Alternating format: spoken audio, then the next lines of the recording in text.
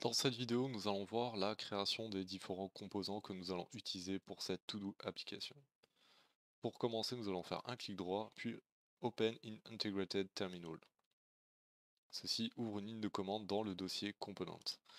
Je vais simplement utiliser la ligne de commande ngGC qui correspond à ng generate component et je vais donner le nom to-do. Je vais faire un skip import. Nous allons voir dans quelques instants pourquoi. Voilà, nous avons notre nouveau composant to-do qui vient d'être créé. Alors je vais me positionner à la racine du dossier component et ajouter un fichier index.ts. Ce fichier index.ts, il va nous permettre de mieux gérer nos différents composants. À savoir que plus une application grandit, plus nous avons de composants. Il devient difficile de dire un ng module quand il y a beaucoup de déclarations de composants.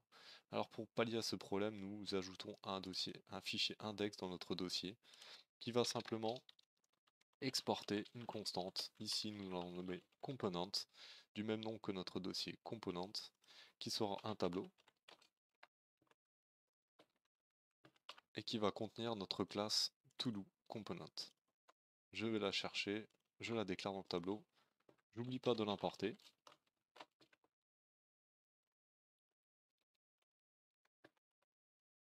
Et ici, nous avons le typage et j'ai besoin d'exporter le contenu de cette classe. Alors pour ce faire, je fais simplement export all from todos component.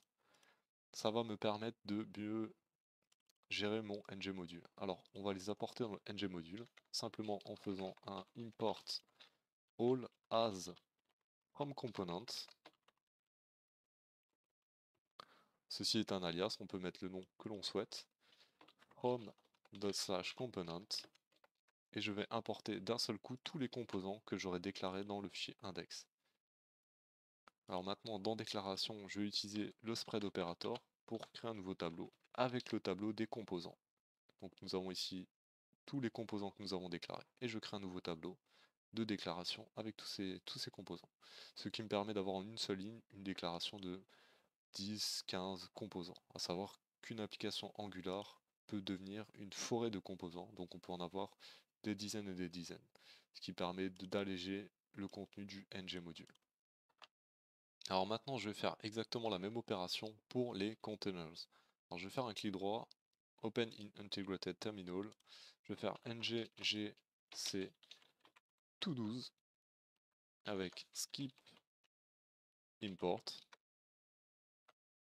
Une fois que notre composant est créé, je me mets à la racine dossier containers, j'ajoute un fichier index.ts et je fais la même opération, j'exporte une constante que je nomme containers qui sera un tableau dans lequel je vais venir récupérer ma classe toDoSComponent.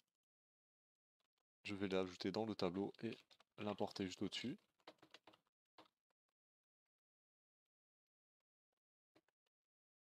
/todos.components et j'exporte l'intégralité du contenu de cette classe. Maintenant, je vais dans mon todos.module. Je fais simplement import all as from containers from./containers. Je le déclare comme les composants via le spread operator pour recréer un nouveau tableau des déclarations avec le contenu des différents tableaux. Alors je vais juste récupérer ces containers et les ajouter dans la partie routing. Alors ça va nous permettre de faire notre première route. Alors, je vais déclarer nouvelle route avec un pass qui sera la racine du projet et comme component qui va prendre from containers toDoSComponent.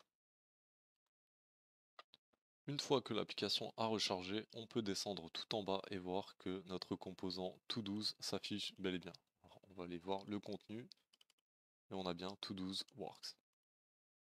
Alors, par la suite, dans la prochaine vidéo, on va supprimer ce contenu pour avoir uniquement l'affichage de notre composant principal.